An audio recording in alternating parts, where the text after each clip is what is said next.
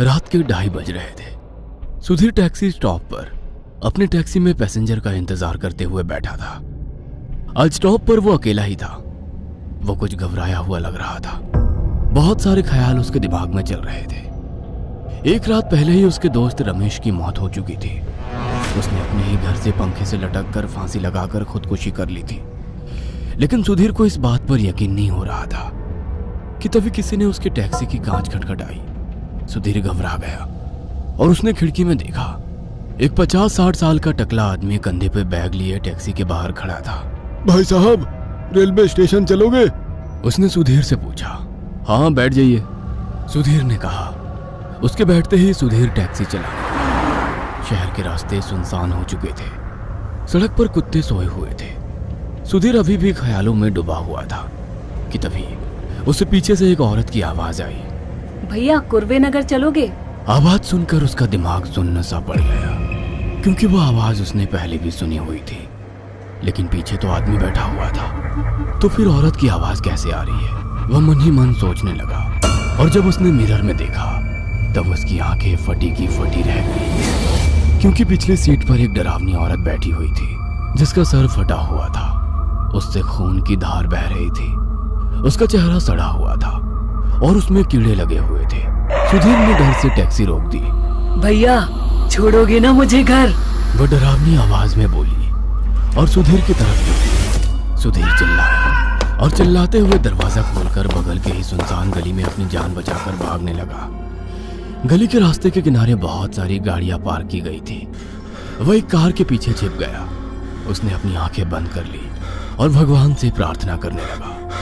हे भगवान, मुझे बचा लो, आइंदा से ऐसी गलती कभी नहीं करूंगा। कि तभी किसी ने उसके कंधे पर हाथ रख दिया। रमेश के मुंह से चीख निकल गई और उसने आंखें खोली। सामने वही टकला पैसेंजर खड़ा था। भाई साहब, अचानक से चीखते हुए क्यों भागे? जल्दी से चलिए, वरना मेरी ट्रेन छूट जाएगी। नहीं, मैं नहीं चलूंगा। ऐसा कहते हुए वो वापस अपने टैक्सी के पास लौटा। उसने उस पैसेंजर की बैग बाहर फेंकी और तेजी से अपने घर की ओर निकल गया। जब वो घर के बाहर पहुंचा तो उसने जेब से घर के ताले की चाबी निकाली। लेकिन जब वो दरवाजे तक सोच में डूबते हुए पहुंचा तो उसने देखा कि दरवाजे पर ताला नहीं है। अंदर की लाइट्स नहीं जल रही थी। उसने घर का दरवाजा खटखटाया। तभी किसी ने दरवाजा खोला। उसने अंदर देखा तो दरवाजा उसकी बीवी सुमन ने खोला था। उसे देखकर वो चौंक गया। लेकिन तुम तो कल आने वाली थी ना? कुछ दिन पहले सुमन अपने मायके गई थी और कल आने वाली थी। वो बाबा का कुछ काम था आज यहाँ, इसलिए मैंने सोचा कि उनके साथ ही चली आती हूँ। बस के पैसे भी बच जाएंगे। सुधीर घर के अंदर आ गया और आंखें बंद करके कुर्सी पर बैठ गया। उसकी आंखों के सामने उस औरत का डरावना चेहरा आ रहा था। उसके साथ ही उसे कल रात बीती बातें याद आने लगी। जब वो स्टॉप पे अपने टैक्सी में बैठा था तभी उसे रमेश का कॉल आया। उसने जब कॉल उठाया तो रमेश डरा हुआ था। भाई, मुझे बचा ले, वो वापस आ गई है। अरे कौन वापस आ गई है? मैं मरना नहीं चाहता, मैं मरना नहीं चाहता, मैं मरना नहीं चाहता।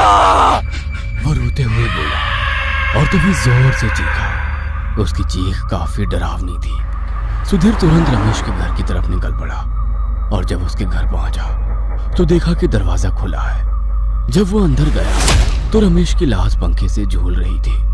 सबको लग रहा था कि खुदकुशी है, लेकिन सुधीर अकेला जानता था कि वो खुदकुशी नहीं है। किसी ने उसकी जान ली है। शायद उसी ने जो उसे टैक्सी में दिखी थी। डर के मारे उसका पसीना छूट गया था कि तभी उसकी बीवी ने उसे आवाज लगाई। ये जी, खाना परोस दिया है, आकर खा लीजिए। सुधीर खाना खाने के लिए थाली के सामने जमीन पर बैठ गया। उसने देखा कि थाली में मटन है। मटन के लिए पैसे कहां से आए? बाबा ने लेकर दिया, बोले जमाई राजा को खिला देना। सुमन ने कहा। उसने मटन का स्वाद लिया। ये मटन का स्वाद इतना अजीब क्यों लग रहा है? दोपहर को बनाया है और आप अभी खा रहे हो। आपका फोन भी बंद लग रहा था। सुमन ने जवाब दिया और वहां से चली गई। सुधीर खाना खाने लगा कि तभी दरवाजे के पास रखी डस्टबिन से उसे उसकी बिल्ली की चिल्लाने की आवाज आई। वह मानो गुस्से से चिल्ला रही थी। उसे लगा कि शायद वो डस्टबिन में गिर गई है उसने सुमन को आवाज लगाई, लेकिन वो अंदर नहीं आई। बिल्ली अभी भी चिल्ला रही थी। सुधीर गुस्सा हो गया और कुकर उठाकर वो बिल्ली को मारने डस्टबिन की तरफ भागा। लेकिन जब वो डस्टबिन के पास पहुंचा तो अंदर का नजारा देख उसने उल्टी कर दी, क्योंकि डस्टबिन में उसकी बिल्ली का सर था। उसकी खाल, पूंछ और पंजे उसी में सड़े हुए थे। तभी उसके दिमाग की बत्ती जली। सुमन का वक्त से एक दिन पहले घर पहुंचना और कंजूस ससुर का मटन ला के देना। मटन का स्वाद कुछ ठीक नहीं लगना, इसका मतलब वो सुमन नहीं है, और जो उसने मटन खाया वो उसकी बिल्ली का ही था। तभी उसे उसके पीछे कोई होने का एहसास हुआ। उसने मुड़कर देखा तो वहां पर वो डरावनी औरत खड़ी थी जो कुछ देर पहले टैक्सी में थी। उसने अपना जबड़ा खोला और सुधीर पर टूट पड़ी, लेकिन सुधीर बाजू हट गया और उसका कंधा उस टाइम के पकड़ने आ गया। वह चिल्लाया। उसने सुधीर का कंधा काटकर उसका मांस निकाल लिया। सुधीर ने बचाव में उसको पीछे धकेल दिया, लेकिन वो फिर से उसके ऊपर झपटी। तभी उसने अपने हाथ में पकड़ा कुकर बहुत ताकत से उसके सर में मारा और वो डायन जमीन पर गिर गई। वो डायन जमीन पर पड़ी तड़प रही थी। उसका सर खुल चुका था जिससे खून बह रहा था। सुधीर अपने घायल कंधे को हाथ लगाकर जमीन पर बैठ गया, लेकिन तभी उसका दर्द गायब हो गया। उसने कंधे की ओर देखा तो उसे कुछ भी नहीं हुआ था। काटने की कोई भी निशान नहीं दिख रहे थे। उसने डस्टबिन में देखा तो वहां पर कटा हुआ बिल्ली का सर भी नहीं था। उसने डायन की तरफ देखा तो उसका डरावना रूप भी गायब हो चुका था। वो उठकर उसके पास चला गया और उसके रोंगटे खड़े हो गए, क्योंकि वो उसकी बीवी सुमन थी। उसे कुछ भी समझ में नहीं आ रहा था कि अभी जो हुआ वो सच में हुआ या बस उसका वहम था, या हेल्यूसिनेशन, या फिर कुछ और जो उसे टैक्सी में ही हुआ था। खैर अब वक्त सोचने का नहीं था। वह अपनी ही बीवी का डायन समझकर कत्ल कर दिया था। वो सुमन की लाश के पास में अपना सर पकड़कर बैठा और रोने लगा। सुबह हो चुकी थी। वह अभी भी सुमन की लाश के सामने बैठा हुआ था। उसे समझ नहीं आ रहा था कि अब वो क्या करे, लेकिन इतना तय था कि वो जेल नहीं जाना चाहता था। इसलिए उसने लाश को ठिकाने लगाने का तय किया। उसने अपनी बीवी की लाश सूटकेस में भर दी कि तभी उसके घर का दरवाजा किसी ने खटखटाया। वो डर गया। वह दरवाजे के पास चला गया। कौन है? मैं हूँ जी, सुमन। आवाज सुनकर उसके होश उड़ गए, क्योंकि वो आवाज उसकी बीवी सुमन की थी। उसने तुरंत दरवाजा खोला। दरवाजे में उसकी बीवी सुमन थी। उसने उसे हाथ लगाकर देखा तो वो सच में जिंदा थी।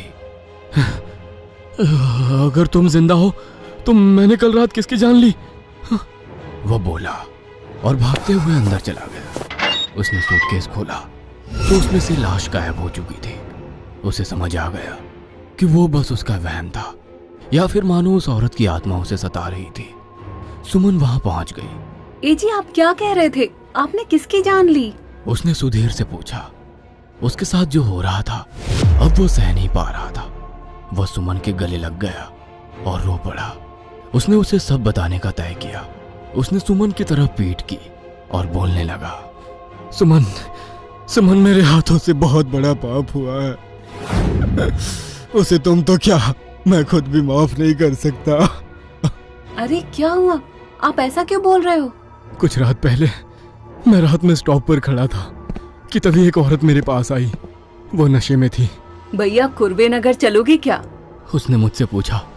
मैंने उसे टैक्सी में बैठने के लिए कहा और टैक्सी कुर्वे नगर की तरफ ले ली। टैक्सी में बैठते ही वो सो गई, लेकिन मैं मिरर में उसकी खूबसूरती निहार रहा था। वो सच में बहुत ज्यादा खूबसूरत थी। कुछ ही देर में कुर्वे नगर आया। मैंने उस औरत को आवाज से जगाने की कोशिश की, मैडम जी उठिए, कुर्वे नगर आ गया। लेकिन बहुत बार आवाज लगाने पर भी वो नहीं उठी। शायद नशे के कारण वो होश में नहीं थी। मैं नीचे उतरा और उसके पास जाकर उसे हाथ लगाकर उठाने लगा कि तभी रास्ते से जाने वाली एक टैक्सी मेरे बाजू में ही रुक गई।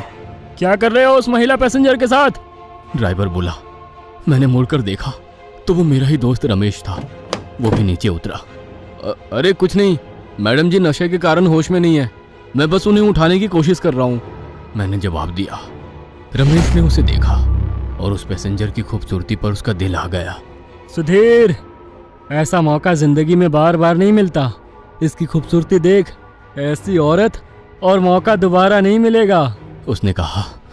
उसकी बातें मुझे समझ में आ रही थी, मैं भी उसकी खूबसूरती से पिघल गया था, इसीलिए मैंने उसे उस बात के लिए हाँ कर दी। हम उस औरत को रमेश के घर ले गए और हम दोनों ने उसके साथ ज़बरदस्ती की। कुछ देर बाद वो औरत अपने होश में आई और उसने पास ही में पड़ी दारू की बोतल से रमेश का सर फोड़ने की कोशिश की, लेकिन रमेश ने उसके हाथ से बोतल छीन ली और उस औरत के सर में जोर से मार दी। वो औरत नीचे गिर गई। उसके सर से बहुत खून बह रहा था और कुछ ही देर में उसने दम तोड़ दिया। हम दोनों डर गए और हमने उसकी लाश एक नाले में फेंक दी। हमने सोचा कि अब सब खत्म हो गया, लेकिन उसकी रूह लौट आई है। उसने रमेश की जान ली है और अब मेरे जान के पीछे पड़ी है। सुधीर बोला। उसे लगा कि पीछे खड़ी उसकी बीवी उस पर गुस्सा होगी, उसे गालियां देगी, लेकिन उस पीछे से उसकी कोई भी प्रतिक्रिया नहीं आई। इसीलिए उसने मुड़कर देखा और उसके पैरों तले जमीन फिसल गई। उसकी आंखें फटी की फटी रह गई। ऐसा लग रहा था मानो उसकी आंखें अभी बाहर निकलकर जमीन पर गिर जाएंगी, क्योंकि उसके सामने उसी औरत की रूह खड़ी थी। उस रूह ने अपना जबड़ा खोला और सुधीर के गले में अपने दांत घुसेड़ दिए। उसने उसके शरीर का सारा खून पी लिया और सुधीर ने उसी जगह अपना दम तोड़ दिया। उस रूह ने उसके गुनहगारों को मारकर अपना बदला पूरा कर लिया था। दोपहर को जब सुमन अपने मायके से घर लौटी तो जमीन पर सुधीर की घास के सूखे हुए पत्तों जैसे सूखी लाश पड़ी हुई थी, जिसे देखकर सुमन फूट फूट कर रोने लगी। रीमा एक बहुत ही अमीर घराने की लड़की थी। उसके मॉम डैड की ख्वाहिश थी कि वो अपनी आगे की पढ़ाई इंग्लैंड में जाकर पूरी करे, और रीमा अपने मॉम डैड का दिल नहीं तोड़ना चाहती थी। वो आगे की पढ़ाई के लिए इंग्लैंड जाने के लिए मान गई। इंग्लैंड में उसके दूर के एक अंकल रहा करते थे, तो रीमा को एडमिशन मिलने में कोई दिक्कत नहीं आई। नम आंखों से जैसे ही एयर इंडिया की फ्लाइट ने इंग्लैंड के रनवे पर टेक ऑफ किया, रीमा का हृदय जोर जोर से धड़कने लगा। रीमा को मम्मी पापा की याद आते ही उसकी आंखें भर आई। एयरपोर्ट से बाहर आकर उसने घबराई हुई नजर से इधर उधर देखा, जिनके द्वारा उसका इंग्लैंड के मेडिकल कॉलेज में एडमिशन हुआ था। उन अंकल को देखकर रीमा ने राहत की सांस ली। लो रीमा, आखिरकार तुम इंग्लैंड पहुंच ही गई। तुम इतनी घबराई हुई से क्यों हो? पहली बार अपने मॉम डैड से दूर हुई हूँ अंकल, और वो भी एक देश से दूसरे देश। मुझे उनकी याद आ रही है। अरे घबराओ मत रीमा, धीरे धीरे तुम्हें इस कंट्री की आदत पड़ जाएगी। चलो मैं तुम्हें तुम्हारे हॉस्टल तक छोड़ आता हूँ। रीमा ने अपना सामान उनकी कार में रख दिया। 1 घंटे के बाद वो लोग हॉस्टल में पहुंच गए। हॉस्टल पहुंचकर उसके अंकल ने उसकी ओर मुस्कुराकर कहा, रीमा यह कमरा तुम्हारा है। अब तुम आराम से अपना सामान रखो और किसी भी प्रकार की परेशानी हो तो इस नंबर पर कॉल कर देना। रीमा ने देखा एक ब्रिटिश लड़की उसके रूम में बैठकर उसे ही देख रही थी। उस लड़की ने बड़े रहस्यमयी अंदाज में रीमा से कहा, हाय, मैं मार्था, तुम्हारी रूममेट। हेलो, मैं रीमा। रीमा ने मुस्कुराते हुए उससे हाथ मिलाया। थोड़ी बातचीत करने के बाद अपना सारा सामान अलमीरा में रखती हुई रीमा को रूम का तापमान बहुत ही ज्यादा बर्फीला सा लगने लगा, जबकि रूम हीटर के कारण तापमान मेंटेन था और उसने ओवरकोट भी पहना हुआ था। उसकी शिराओं में अत्यधिक ठंड के कारण झुरझुरी सी दौड़ गई। बाहर बर्फ गिरने लगी थी, मगर मार्था उसे बड़ी अजीब सी नजरों से देख रही थी। मार्था बहुत ही ज्यादा गोरी थी, मगर उसकी त्वचा पर छोटे छोटे काले असंख्य तिल थे।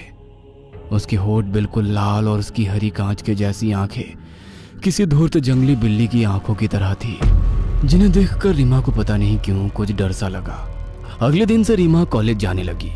कॉलेज का अंतिम पीरियड डायरेक्शन का होता था। वहां मरे हुए शव पर चीड़फाड़ करके स्टूडेंट्स को मानव अंगों की सर्जरी करनी सिखाई जाती थी। डायरेक्शन हॉल में कई मृत शरीर फॉर्मलिन सॉल्यूशन के अंदर पड़े रहते। उनको निकालकर उन पर चीरफाड़ करते सभी बच्चों को नोट्स बनवाए जाते। एक दिन जब डायरेक्शन पूरा हो गया तो बॉडी को वापस उसी फॉर्मलिन सॉल्यूशन में डालकर सब बाहर आ गए, मगर रीमा ने देखा कि वो अपना फोन डायरेक्शन हॉल में ही भूल गई। तो वो अपना मोबाइल लेने वापस चली गई, मगर वहां उसने मार्था को मौजूद पाया। मार्था, तुम यहाँ क्या कर रही हो? रीमा को देख मार्था ने फुर्ती से पलट कर देखा और अपने हाथ पीछे कर लिए। वो एक खुले ताबूत के पास खड़ी कुछ चबा रही थी, नाक को सिकुड़कर लाल लाल होठों को गोल करके मार्था ने अपनी क्रोध भरी हरी कांच जैसी आंखों से सीमा की ओर जैसे ही देखा तो सीमा बुरी तरह से डर गई। मार्था का चेहरा ऐसा लग रहा था जैसे कोई हिंसक जानवर क्रोध से गुर्राकर उस पर कूद पड़ेगा। रीमा ने जल्दी से अपना फोन उठाया और भागकर सबके बीच आ गई। उसके पीछे पीछे मार्था भी बड़ी फुर्ती से आकर उसके पीछे आ गई। अगले दिन डायरेक्शन हॉल के एक ताबूत में रखा शव छत बिछत हालत में था, जैसे किसी हिंसक जानवर ने उसे नोच नोच कर खा लिया हो। रीमा को याद आ गया कि मार्था इसी ताबूत के करीब खड़ी थी। वैसे भी रीमा को मार्था का बर्ताव कभी कभी बहुत ही रहस्यमय लगता है। वो रात को डिनर के 1 घंटे पहले पता नहीं कहाँ चली जाती थी और वापस आकर खाना नहीं खाती थी, फिर भी ऐसे डकार लेती जैसे उसने पेट भरकर खाया हो। ऐसे ही एक दिन डायरेक्शन हॉल में असावधानीवश रीमा के हाथ में कैंची की नोक घुस गई और खून बहने लगा। रीमा रुई से घाव पर डिटॉल लगा रही थी कि अचानक मार्था ने उसका हाथ पकड़कर खून से बहती उंगली को मुंह में भर लिया तो रीमा हक्की बक्की रह गई। छोड़ो मार्था, मेरा हाथ छोड़ो। उसने उसकी पकड़ से अपना हाथ छुड़ाना चाहा, पर मार्था ने हाथ नहीं छोड़ा और बड़ी तेजी से बहता हुआ खून चूसने लगी कि रीमा को मार्था के दांत हाथ में गड़ने लगे। मार्था, मेरा हाथ छोड़ो। मार्था, मेरा हाथ छोड़ो। वो बहुत जोर से चिल्लाई और बाकी के स्टूडेंट्स उसकी तरफ देखने लगे और मार्था की पकड़ रीमा के हाथ से ढीली हो गई। रीमा की तरफ अजीब नजरों से देखती हुई मार्था अपने होठों पर जुबान फिराती हुई दूसरी टेबल पर चली गई। घबराहट और डर के मारे जल्दी से उसने अपना व्हाइट एप्रन पहना और बाहर निकल आई।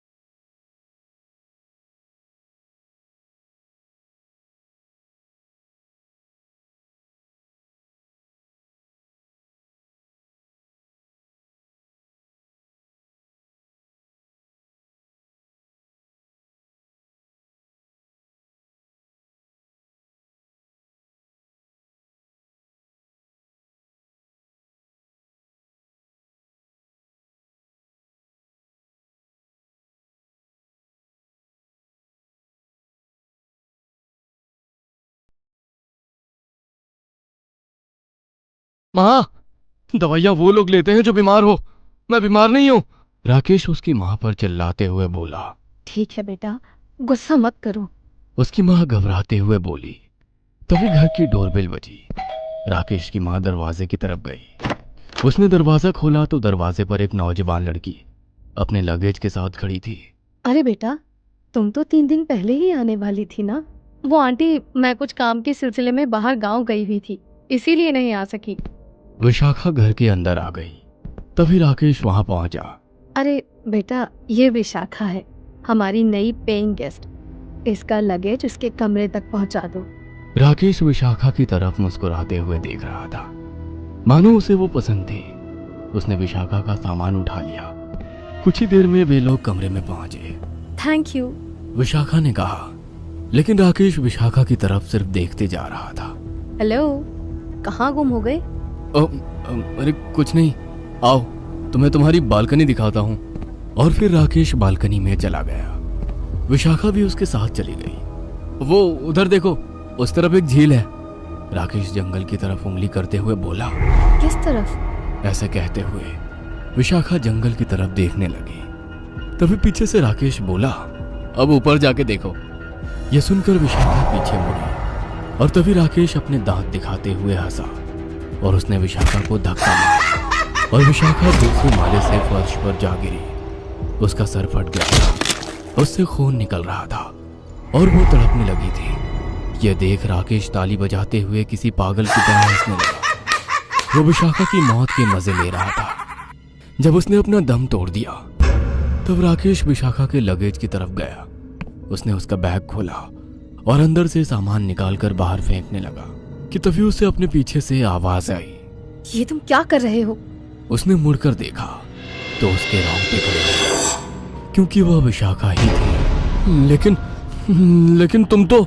राकेश आगे बोलने ही वाला था कि तभी उसकी बात काटते हुए विशाखा बोली, मैं वॉशरूम गई थी, तुम बाहर जाओ यहाँ से। विशाखा बोली। राकेश को कुछ भी समझ में नहीं आ रहा था कि क्या उसने सच में उसे मार डाला था या फिर वो केवल उसका वहम था।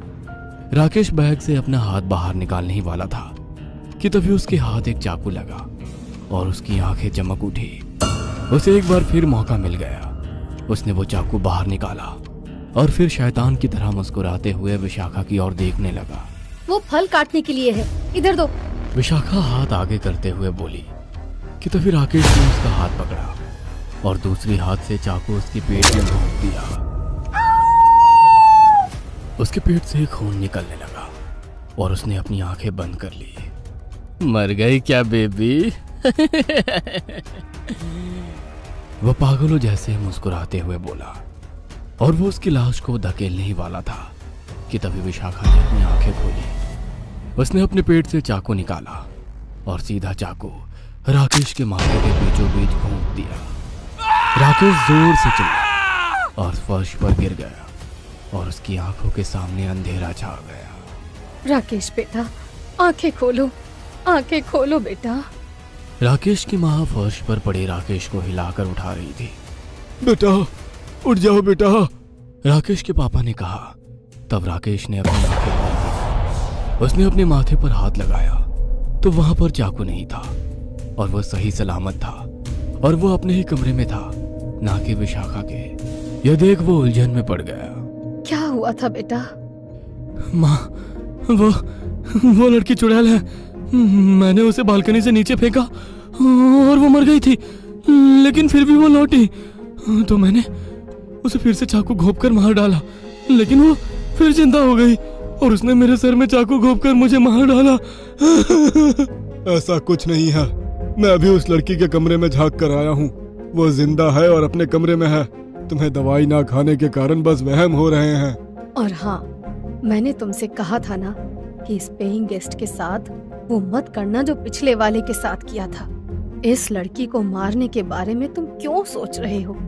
तुमने पहले वाले पेइंग गेस्ट को उसके गिटार से उसके सर को कुचल कर मार डाला था। क्या करूं माँ, जब भी मैं नए लोगों को देखता हूँ तो उन्हें मार डालने को जी करता है। तू दवाई खा ले और सो जा, राकेश के पापा ने कहा और फिर उसकी माँ और पापा वहां से चले गए। राकेश ने मुंह पर चद्दर ओढ़ी और सोने की कोशिश करने लगा, लेकिन तभी उसे विशाखा की आवाज आई। राकेश, उसने आंखें खोली और देखा तो उसके पैरों तले जमीन फिसल गई, क्योंकि विशाखा उसके ऊपर वाले छत से किसी छिपकली के जैसे चिपकी हुई थी। उसके मुंह में चाकू था और वो खून से सनी हुई थी। यह देख राकेश चिल्लाया, आखिर क्यों तुम मेरे पीछे पड़ी हो? मैंने तुम्हारा क्या बिगाड़ा है? क्या तुम्हें सच में याद नहीं राकेश? याद करो वो रात, पास ही के हाईवे पर खड़ी एक लड़की जो तुमसे एड्रेस पूछने आई थी, तुमने उसके साथ क्या किया था? कब? मैं कभी हाईवे पर नहीं गया, ना मैंने हाईवे पर किसी लड़की को देखा था। तुम शायद भूल गए। ऐसा कहते हुए विशाखा ने छत से छलांग ली। वो राकेश के छाती पर बैठ गई। राकेश चिल्लाया, रोने लगा। तभी विशाखा ने चाकू उसके छाती में घोंप दिया। वो इतने पर भी नहीं रुकी, उसने उसका पूरा बदन चाकू से छल्ले कर दिया। तभी राकेश की चीख सुनकर उसके मम्मी पापा वहां पहुंचे। उसके पापा विशाखा की तरफ भागे, लेकिन विशाखा ने उनके सीने में भी चाकू घोंप दिया। यह देख राकेश की मां घर से भाग गई। भागते हुए वो पास वाले हाईवे पर पहुंची। उसने मुड़कर देखा तो विशाखा हाथ में चाकू लिए उसी की तरफ आ रही थी। तभी उन्होंने देखा कि सामने से एक कार आ रही है। वह रास्ते के बीचों बीच खड़ी हुई कि तभी वो कार रुक गई। वो हाईवे पर पेट्रोलिंग कर रही पुलिस वैन थी। राकेश की मां ने उन्हें आप बीती बताई। तब पुलिस उनके साथ घर पर आई। तब उन्हें वहां पर राकेश और उसके पिता की लाश मिली। क्या आपके पास उस लड़की की तस्वीर है? एक पुलिस वाले ने पूछा। हाँ है, उसने डॉक्यूमेंट्स के साथ अपनी तस्वीर भी दी थी। राकेश की मां ने कहा। उसने पुलिस वाले को विशाखा की तस्वीर दी। वो तस्वीर देख चौंक गया। नहीं, खूनी ये लड़की नहीं हो सकती। लेकिन क्यों? क्योंकि इसका 3 दिन पहले ही हाईवे पर खून हो चुका है। किसी ने चाकू घोंप कर इसकी बेरहमी से हत्या कर दी थी। यह सुन राकेश की मां सोच में पड़ गई। 3 दिन पहले विशाखा घर में आने वाली थी और उसी रात उसका पागल बेटा घर से भागा था। कुछ देर ढूंढने के बाद उन्हें राकेश घर के पास वाली झाड़ियों में छुपा मिला था। उसके हाथ में खून से सना चाकू था, लेकिन उसे कुछ भी याद नहीं था। दूसरे दिन यह पता चला था कि हाईवे पर किसी लड़की की हत्या हो चुकी है। शायद वह लड़की विशाखा ही थी। इसीलिए उसकी आत्मा बदला लेने के लिए वापस आई थी और उसने अपना बदला ले लिया था। शहर के जाने माने रईस हीराचंद और उनकी पत्नी सुजाता की चमचमाती महंगी कार बंगाल की एक पुरानी बस्ती की सुनसान गली में एक बेरौनक से पुराने मकान के बाहर आकर रुकती है। सुजाता, ये तुम मुझे किस जगह लेकर आई हो? ये तो कोई गरीबों की बस्ती लगती है। यहाँ ऐसा क्या है? हीराचंद के कुछ भी समझ में नहीं आ रहा था कि सुजाता उसे ऐसी अजीब सी जगह क्यों लाई है, जिस मकान में दिन में भी अंधेरा दिख रहा था और धुआं उठ रहा था। आप मेरे साथ अंदर चलिए, सब समझ जाएंगे। यहाँ हमारी हर समस्या का समाधान मिलेगा। सुजाता और हीराचंद आशंकित कदमों से उस मकान में दाखिल होते हैं। तभी उन्हें किसी महिला की बाहरी आवाज सुनाई पड़ती है। चले आओ, चले आओ। हीराचंद ने देखा कि उस मकान के अंदर अंधेरा था। अचानक हीराचंद की निगाह एक कमरे की ओर पड़ी, जिसके अंदर हल्की हल्की सी रोशनी आ रही थी और उस कमरे के अंदर से धुआं उठ रहा था। शायद उस कमरे के अंदर आग जल रही थी। है? ये किसकी आवाज है? यहाँ इतना अंधेरा क्यों है और ये धुआं कैसे उठ रहा है? मेरा तो यहाँ दम घुट रहा है। सुजाता और हीराचंद धीरे धीरे कदमों से उस कमरे के अंदर चले गए। अंदर वाले कमरे में बिखरे बाल वाली एक खूबसूरत सी बूढ़ी औरत सामने जल रही आग में एक मुर्गी की गर्दन काटकर उसका खून गिरा रही थी और मुर्गी का शरीर छटपटा रहा था। ये देखकर सुजाता को उबकाई आने लगी। हीराचंद ने सुजाता की ओर देखकर कहा, तुम ही मुझे यहाँ लेकर आई हो और खुद ही घबरा रही हो। कौन है ये भयानक सी शक्ल वाली औरत और हम यहाँ क्यों आए हैं? अचानक उस औरत ने एक झटके में मुर्गे की गर्दन धड़ से अलग कर दी। ये देखकर सुजाता के मुंह से चीख निकल गई और सेठ हीराचंद भी सहम गया। वो बहुत डरावना नजारा था। ये अघोरा ताई हैं। ये हमें अपनी काली तंत्र विद्या से संतान सुख प्रदान कर सकती हैं। इसलिए मैं आपको यहाँ लेकर आई हूँ। कैसी बात करती हो? जहाँ बड़े से बड़े डॉक्टर सफल नहीं हुए, वहाँ ये मामूली औरत क्या कर लेगी? हीराचंद की बात सुनकर अघोरी ताई ने गुस्से से हीराचंद की ओर देखकर कहा, नादान हीराचंद, काली विद्या में इतनी शक्ति है कि मरे को भी जिंदा कर दे। संतान पैदा कराना कौन सा मुश्किल है? तुम्हें मेरा नाम कैसे पता? क्या तुम सच में हमें संतान सुख दिला सकती हो? तुम जितनी दौलत मांगोगी मिल जाएगी। अगर ये संभव है तो। संतान का नाम सुनते ही हीराचंद की आंखों में चमक आ गई। वह संतान के लिए कुछ भी कर सकता था। तुम लोगों को मुझे एक नवजात शिशु लाकर देना होगा। मैं उस शिशु की बलि चढ़ा दूंगी और फिर वही शिशु तुम्हारे घर में फिर से जन्म लेगा। नवजात शिशु की बलि का नाम सुनते ही सुजाता और हरिचंद डर के मारे सिहर गए, पर उनकी आंखों में उनकी संतान का सपना ज्यादा बड़ा था। वो सब करने को तैयार थे। अघोरा ताई, आप जैसा कहेंगे हम वैसा करेंगे। बस हमें संतान सुख दिला दो। बिना वारिस के हमारी दौलत किस काम की? संतान सुख के लिए अंधे हो चुके सुजाता और हरिचंद अपनी नौकरानी शीला से एक नवजात बच्ची चोरी करवा के अघोरी ताई को दे देते हैं।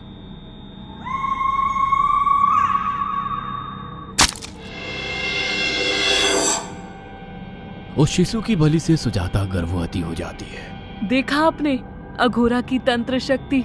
मुझे उस पर पूरा भरोसा था। चलो चलकर उन्हें धन्यवाद कहते हैं। हीराचंद और सुजाता अघोरा ताई के पास पहुंचते हैं। वो दोनों बहुत खुश थे और अघोरा पर उन्हें अंधविश्वास हो गया था।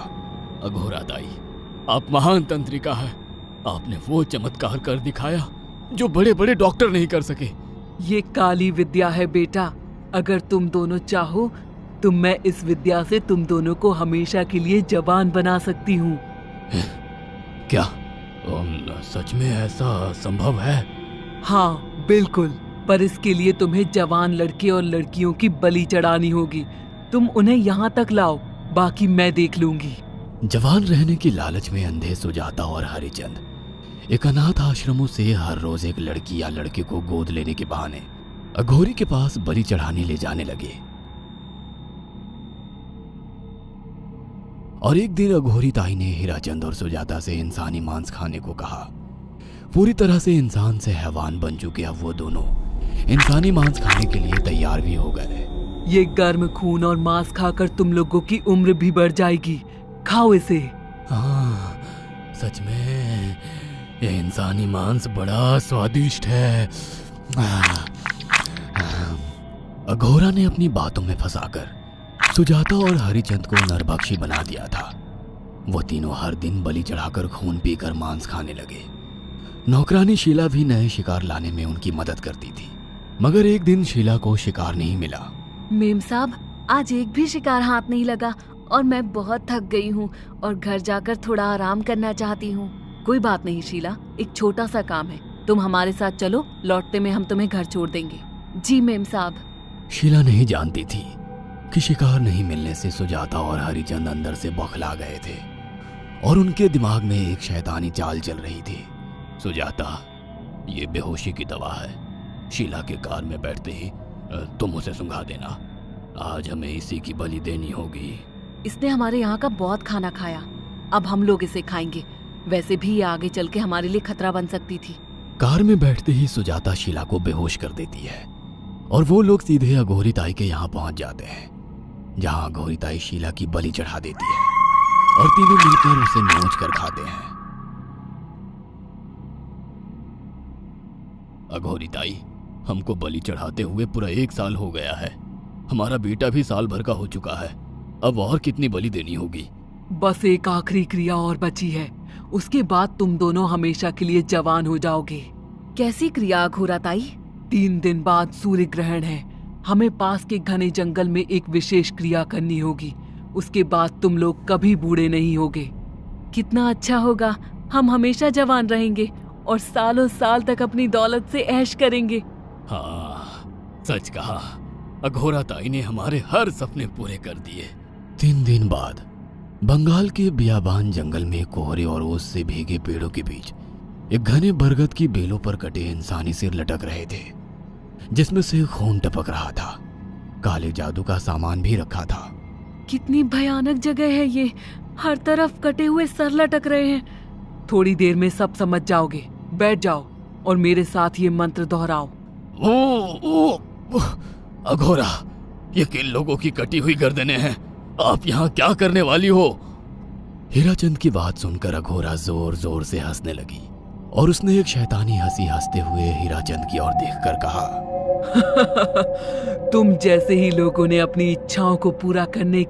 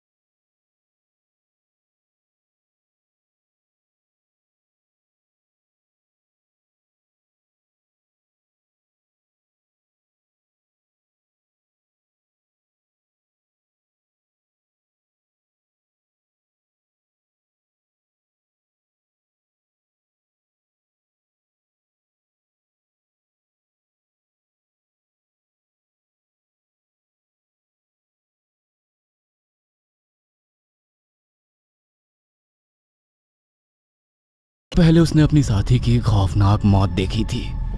घबराओ मत सैम, कुछ देर बाद तुम भी हमारे गिरोह शामिल हो जाओगे। मोना ने आगे बढ़कर सैम के बाल पकड़ लिए और सैम के पीछे उस डायन ने उसके पैर खींचते हुए सैम के 2 टुकड़े कर दिए और एक दिल दहला देने वाली चीख के साथ एक सन्नाटा पसर गया। कुछ ही देर बाद धीरूचंद पुलिस को साथ लेकर वहां पहुंच गया। इंस्पेक्टर, उन कॉलेज के बदमाशों ने यही मेरी बेटी को कहीं अंदर छुपा रखा होगा।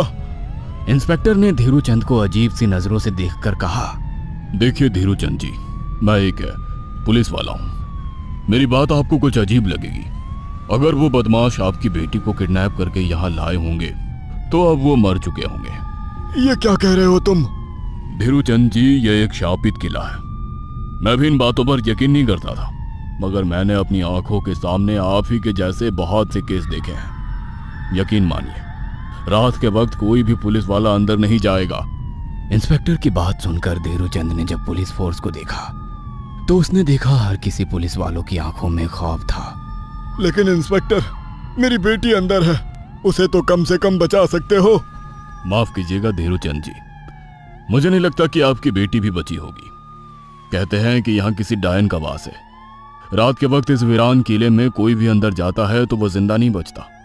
वो डायन उसका खून पी जाती है और मरे हुए लोगों को प्रेत योनि में शामिल कर लेती है। सुबह होने में केवल आधा घंटा बचा है, आप अपनी आंखों से खुद देख लीजिएगा। एक पुलिस वाले होकर भी आप इन बातों पर यकीन करते हैं? करना पड़ता है धीरूचंद जी। कुछ ही देर के बाद सुबह हो गई और पुलिस फोर्स किले के अंदर घुस गई। उन तीनों की लाशें बड़ी ही भयानक तरीके से किले के अंदर पड़ी हुई थी। धीरूचंद का रो रो कर बुरा हाल हो गया, मगर किले की छत पर सैम, विजय और मोना उस डायन के साथ खड़े हुए शैतानी अंदाज में मुस्कुरा रहे थे। शायद उस डायन ने उन्हें अपनी दुनिया में शामिल कर लिया था। आधी रात का समय था। मोहन घर के आंगन में लगे हुए पेड़ के नीचे बिछी चारपाई पर आराम से सो रहा था। गर्मी का महीना था। अचानक मोहन को ऐसा महसूस हुआ जैसे कोई उसके गाल सहला रहा हो। मोहन की अचानक आंख खुल गई। वह तुरंत उठकर बैठ गया। अंधेरे की वजह से मोहन उसका चेहरा नहीं देख पा रहा था, केवल उसकी अंधेरे में चमकती हुई किसी औरत की 2 आंखें दिख रही थी। मोहन डरते हुए अकलाती हुई आवाज में बोला, कौन हो तुम? अचानक मोहन ने देखा वो चमकती हुई आंखों वाली भागकर आंगन से थोड़ी दूर बने कुएं के अंदर कूद गई और एक दिल दहला देने वाली चीख उस कुएं से निकली। ये देखकर मोहन बेहोश होकर गिर पड़ा। कुछ घंटों पहले मोहन एक गरीब व्यक्ति था जो एक किराए के घर पर रहता था। उसके परिवार में उसकी पत्नी निर्मला और 17 साल की बेटी प्रीति थी। मोहन मजदूरी किया करता था। कुछ सालों से उसकी पत्नी भी बीमार रहने लगी थी। गरीबी की वजह से वो अपनी बेटी को भी नहीं पढ़ा पाया था। कुछ दिन पहले मजदूरी करते समय मोहन के पैर में चोट लग गई। उस दिन के बाद वो बीमार पड़ गया। वह कई दिन काम पर नहीं जा सका। किराया ना दे पाने की सूरत में मकान मालिक कई बार उसे निकालने की धमकी दे चुका था और आज सेठ रंजीत अपने कुछ आदमियों के साथ आ धमका और वो गुस्से में बोला, मैं तुझे वक्त देते देते थक चुका हूं मोहन। तेरे ऊपर पूरे 6 महीने का किराया बाकी है। आज या तो किराया दे, नहीं तो अभी और इसी वक्त अपने परिवार को लेकर घर से बाहर निकल जा। हाँ। इस पर मोहन हाथ जोड़ते हुए बोला, आप तो मेरी आर्थिक स्थिति जानते हैं सेठ जी। मैं एक गरीब मजदूर आदमी हूँ। कुछ दिनों से बीमार पड़ा हूँ और मेरी पत्नी तो बीमार रहती ही है। मेरे पास तो इस वक्त इलाज के लिए भी पैसे नहीं है। भला मैं किराया कहाँ से दे पाऊंगा? मुझे कुछ वक्त की मोहलत और दे दीजिए। तो क्या मैंने तेरा कोई ठेका ले रखा है? अगर किराया नहीं दे सकता तो यहाँ से निकल जा। मैंने दूसरा किराएदार रख लिया है। सेठ रंजीत की बात सुनकर निर्मला रोते हुई बोली, ऐसा मत करिए सेठ जी, मेरी एक जवान बेटी है, भला मैं उसे लेकर कहाँ जाऊंगी? अरे कहीं भी जा, मुझे कोई मतलब नहीं। तुम लोग सीधी तरह से यहाँ से निकलते हो या फिर मैं अपने तरीके से तुम्हें बाहर निकालूं। इतना कहकर सेठ रंजीत ने अपने आदमियों को कुछ इशारा किया। रंजीत का इशारा पाते ही उसके आदमियों ने मोहन के घर के सारे बर्तन बाहर फेंक दिए और मोहन को उसके परिवार सहित धक्के देकर बाहर निकाल दिया। मोहन रो रो कर कुछ वक्त मांगता रहा, मगर रंजीत को उसके परिवार पर तरस नहीं आया। पूरा परिवार सड़क पर बैठ के रोने लगा। तभी एक तेज आंधी का बवंडर उठा और कुछ देर में शांत हो गया।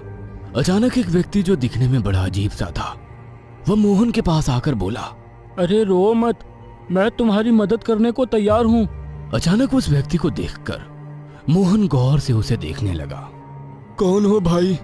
मैं तो तुम्हें नहीं जानता और ना ही मैंने तुम्हें इस गांव में देखा है। उस व्यक्ति ने बहुत ही रहस्यमय मुस्कुराहट से कहा, मैं दूसरे गांव का हूँ। भला इस चिलचिलाती हुई धूप में तुम अपने परिवार को लेकर कहाँ भटकोगे? तुम्हारी हालत देखकर ऐसा लगता है कि तुम बहुत ही ज्यादा गरीब हो। तुम मेरे साथ चलो, मेरा एक पुराना घर है जो बरसों से खाली पड़ा है। तुम चाहो तो उसमें रह सकते हो। मोहन हाथ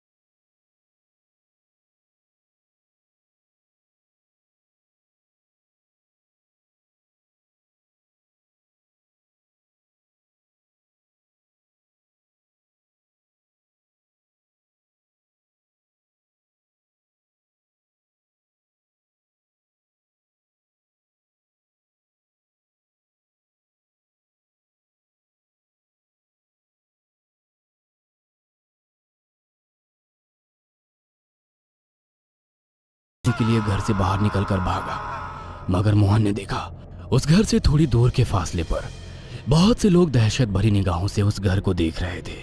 मोहन चीखता हुआ उन लोगों के पास आ गया। मेरी बेटी और मेरी पत्नी को बचा लो। मेरी आंखों के सामने मेरी पत्नी और मेरी बेटी को उस कुएं के अंदर खींच कर ले गई। तभी भीड़ में से एक साधु निकलकर मोहन के सामने आकर खड़ा हो गया। हम सब जानते हैं बेटा, लेकिन हम चाह कर भी कुछ नहीं कर सकते। तुम्हारी पत्नी और बेटी अब इस दुनिया में नहीं है। दोबारा वापस उस घर में जाओगे तो तुम्हारी बेटी और पत्नी तो मिलेंगी, मगर इंसान के रूप में नहीं, बल्कि चुड़ैल के रूप में। ये कैसी बातें कर रहे हैं आप? बहुत सालों पहले इस घर में वृंदा नाम की एक लंबे कद की बदसूरत औरत रहा करती थी, जो शैतान की पुजारन थी। शैतान को खुश करने के लिए ना जाने कितने मासूम लोगों की बलि उसने ली थी। उसका एक शिष्य था रमेश, जो अक्सर लोगों को बहला फुसलाकर वृंदा के पास ले जाता था। उस जमाने में ठाकुर मंजीत सिंह का इस गांव में दबदबा था। वृंदा ने ठाकुर की बेटी को भी नहीं छोड़ा। अपने बेटे की मौत पर ठाकुर बुरी तरह से तिलमिला गया। उसने गुस्से में आकर वृंदा और रमेश को मारकर टुकड़े टुकड़े करके उस कुएं में फेंक दिया। लेकिन मरने के बाद भी वृंदा का खौफ कायम था। इस घर में जो भी रहने के लिए आया वो मारा गया। इस घर को कई बार तोड़ने की कोशिश भी की गई, मगर जब भी कोई इस मकान को तोड़ने के लिए जाता तो कुछ देर बाद उसकी लाश मिलती थी। कहते हैं आज भी उसका शिष्य रमेश लोगों को बहला फुसला कर इस मकान के अंदर ले जाता है। कहते हैं वृंदा आज भी जिंदा है, मगर अपने शैतानी रूप में। उसका कोई मुकाबला नहीं कर सकता। यह सुनकर मोहन अपने दिमागी संतुलन खो बैठा और आज भी वो पागलों की तरह उस मकान के आसपास अपनी पत्नी और बेटी को पुकारता रहता है। छाया, मैं कुछ दिनों के लिए दूसरे शहर जा रहा हूँ। आकाश, कुछ दिन पहले तो हम यहाँ शिफ्ट हुए हैं और तुम फिर ऐसे अकेले छोड़कर काम से जा रहे हो। अरे तो नया शहर है, घूम आया करना, और मैं कॉल करता रहूंगा। ठीक है, मैं रोकूंगी तो रुकोगे थोड़ी ही। तुम फिर शुरू मत हो छाया, ये मेरा काम है। ठीक है, मैं अपना सामान लगा देती हूँ, बस अपना ख्याल रखना। आकाश अगली सुबह दूसरे शहर के लिए निकल गया। अपना काम खत्म करके जब वो लौटने लगा, अचानक मौसम खराब हो गया और बारिश की वजह से रास्ता बंद हो चुका था। आकाश को मजबूरन फिर से एक दिन वहां रुकना पड़ा। अपनी बहरियत को दूर करने के लिए वो बाजार की ओर निकल आया। पास में ही छोटा बाजार लगा हुआ था। आकाश आधा बाजार घूम चुका था, तभी वहीं उसे एक काफी बुजुर्ग आदमी निराश बैठा दिखा।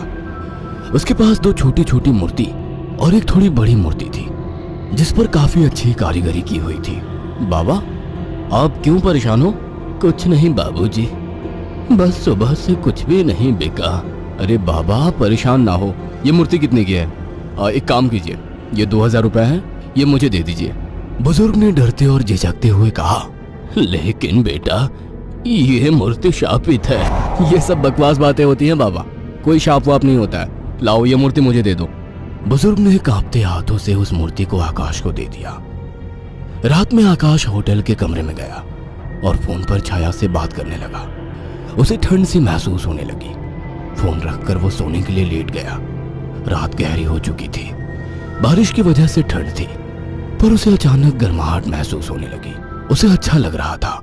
उसे महसूस हुआ जैसे कोई उससे चिपक कर लेटा हो। मीठी सी खुशबू, रेशमी बाल, दूसरे जिस्म की गर्मी, मानो छाया ही उसके पास हो। वो लगातार नींद में किसी के स्पर्श को महसूस कर रहा था।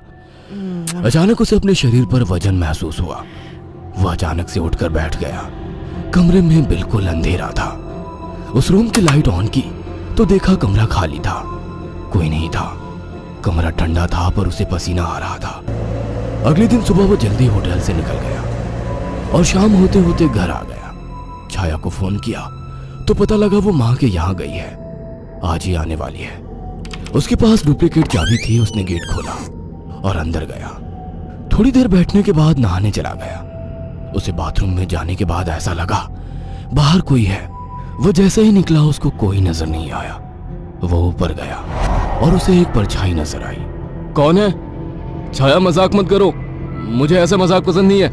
तभी दरवाजे की डोरबेल बजी। जाकर देखा तो छाया थी।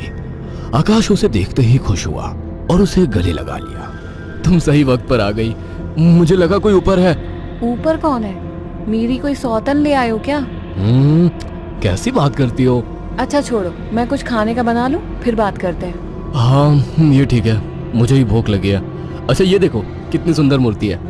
खाने के बाद वो अपने दोनों कमरे में प्यार की बातें करते हुए अपने निजी पलों के आनंद में लीन होकर सो गए। मगर आधी रात को आकाश को वही खुशबू स्पर्श महसूस हुआ। उसे लगा छाया को आज ज्यादा ही प्यार आ रहा है और वो जो कर रही है करने दो। छाया इस बार काफी उत्तेजित लग रही थी। आकाश को भी आनंद आ रहा था। अंधेरे में छाया ने आकाश के सारे कपड़े उतार दिए और पागलों की तरह उसके जिस्म को चूमने लगी। आकाश भी पूरी तरह से उत्तेजित हो गया था। छाया की गरम गरम सांसें आकाश को पूरी तरह से पागल बना दे रही थी और वासना का खेल चरम सीमा तक पहुंच गया। कुछ ही पलों का वासना का वेग लंबी लंबी और गहरी सांसों के बीच शांत हो गया।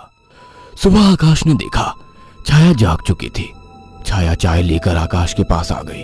उठो, चाय पी लो। वह चाय के लिए उठा तो छाया बोल उठी, ये मूर्ति लेकर कब से सोने लगे तुम? अरे ये तो साइड में रखी थी, वहां बिस्तर में कैसे आ गई? आ गई होगी। एनीवे, चलो तैयार हो जाओ, ऑफिस जाओगे ना? लाओ इस मूर्ति को मैं रख देती हूँ। थोड़ी देर बाद छाया कमरे में सफाई करने गई। वो काम में बिजी थी पर उसे लगा जैसे मूर्ति उसे देख रही है। जैसे उसने मूर्ति की तरफ देखा, मूर्ति अपनी जगह जैसी थी वैसी ही रखी थी। छाया काम खत्म करके कमरे से निकलने को हुई तो अचानक मूर्ति गिर गई। छाया ने पलट के मूर्ति को उठाया। अचानक मूर्ति मुस्कुराई। छाया डर गई और मूर्ति हाथ से छूट गई। डरते डरते उसने मूर्ति को उठाया तो उसने देखा वो सामान्य थी। शैतान मूर्ति डराती है मुझे। ये कहकर उसने मूर्ति को अलमारी में रख दिया। काम खत्म कर छाया नहाने गई और जैसे ही उसने कपड़े उतारे और पानी का नल खोला, गर्म पानी उस पर गिरा। वो चिल्ला उठी और बिना कपड़ों के बाहर निकलकर भाग आई। उसके जिस्म पर छाले हो चुके थे। उसने आकाश को फोन किया। आकाश तुरंत चला आया और उसको अस्पताल ले गया। आकाश ने ऑफिस से कुछ दिन की छुट्टी ले ली। छाया ये सब कैसे हुआ? पता नहीं, नल से गर्म पानी अचानक निकला। मुझे सब अजीब सा लग रहा है, मानो मुझे कोई देख रहा हो। तुम आराम करो, मैं कुछ खाने को लेकर आता हूँ। छाया लेटी हुई थी। अचानक उसने ध्यान दिया, मूर्ति उसकी ही तरफ घूर रही थी। अचानक उसे याद आया कि मूर्ति को तो उसने अलमारी में रख दिया था। अचानक वो मूर्ति हिलने